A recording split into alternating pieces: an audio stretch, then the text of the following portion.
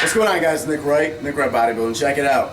Overhead shoulder press, becoming a very, very popular movement lately. Matt Otis really blew it up on YouTube.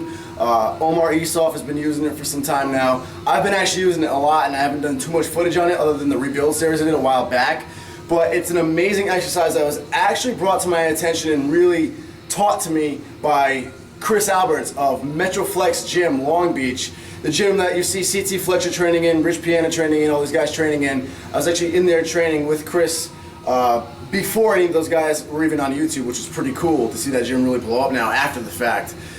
But I figured I'd break it down for you guys really quick because it's a very, very important exercise, especially for a natural athlete, I feel, because it helps us really hit our shoulders with a much higher volume and build strength immensely. So what this exercise is going to do if you do it correctly is not only hit your front delt, but it's actually going to hit all three heads of the delts when you fully extend at the very top.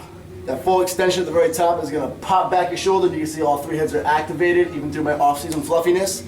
The other thing it's going to do is help build up that overall pushing power. It's going to really hit that upper chest a little bit too, indirectly, and it's going to, of course, help your tricep power a lot too. So you may actually see your bench press and all your other press movements go up once you get this exercise down. It's a very hard exercise to get down. If you've never done it, you're going to be really weak on it in the first place. But a couple things to remember. One, the overhead press is almost the same thing as a military press, except military press needs your feet to be together. Overhead press, you can have your feet about shoulder width apart. The key is to keep the bar in the exact center of your body. You really want it to be right over the exact center of your body at all times. This means you don't want to have your hands way out in front of you. As you drive up, you don't want to bring the bar in front of you either. You want to, in fact, push your head up, drive the bar straight up over your body. The bar is almost in the exact center of my feet right now. If you pan down to my feet, you can see that. And at the very top of it, you're going to push your head through, lock your arms out. This is going to make sure you're getting full extension. The bar's activating all three heads of the delt. Bring it right back down. Keep it as close to your face as possible. Now keep it right there by your face. And you can bring it right down to the very top of your chest, touch your chest. If you have flexibility issues or you feel a sharp pain in your shoulders, you can keep it higher up, but at least bring it down to your lip/chin section if you can't bring it down to your chest. Some people do have that issue of flexibility. After your chin, it can start putting more strain on your rotator cuffs. And it took me some time to actually build that up. But ideally, down to the very top of your chest, still in the very center of my body, right by my neck.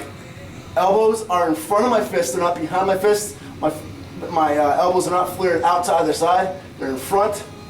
And I'm driving it straight up and down, over my head, back down. Some people are gonna ask, Nick, is unlocking out bad for your joints? You're not sitting there and holding it on your joints for hours at a time. It's a quick lockout, but full extension does equal full activation of the muscle. A lot of IFBB pros will preach this partial rep method for more tension on the muscle. It's all well and good in some areas, it works in some ways. You'll still see results from it, but breaking the body down biomechanically, physiologically, full activation, full extension. So we go all the way up, pause there. So real quick, basic fundamentals. Feet shoulder width apart. Most important part of this entire exercise is flex your glutes, flex the butt, hip thrust forward, flex that ass, keep the ass flexed. That'll make a night and day difference. You'll feel it too. If your butt is not flexed, you're gonna feel your spine start to bend, you feel a lot of pressure on your back. Flex the butt, boom, it intenses your spinal erectors. That's what's gonna stabilize you and allow you to drive without killing your back. That's where your driving power comes from. Flex the ass. And the other big thing to remember is breathe heavy. Everyone preaches to breathe because it's safe. But more importantly than that, you're taking the oxygen because there's a lot of pressure on your diaphragm. You're gonna get much more reps out of it. Breathing heavy in between each rep will make the difference of getting 6 reps versus 10 reps.